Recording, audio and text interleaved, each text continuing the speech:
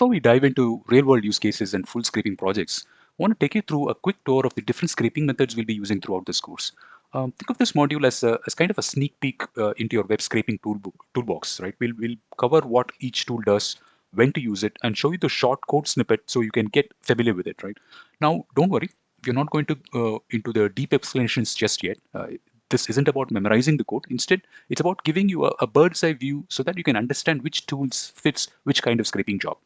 In this video, we'll quickly walk through the 5 common scraping approaches, starting from using pandas to directly read HTML tables, and using requests for simple get-based scraping, using Beautiful Soup to parse and extract data from HTML and HTML table-based data, using Selenium to specifically to handle dynamic websites or JavaScript-heavy websites, and finally using API endpoints when we can tap into data directly.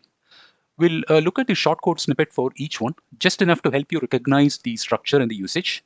Then in the upcoming modules, we'll use these exact methods to scrape real-world websites like NSE, Screener.in, Charting one by one, right? Each method will get its own dedicated video with a practical use case, the full detailed Python code, and also the downloadable file.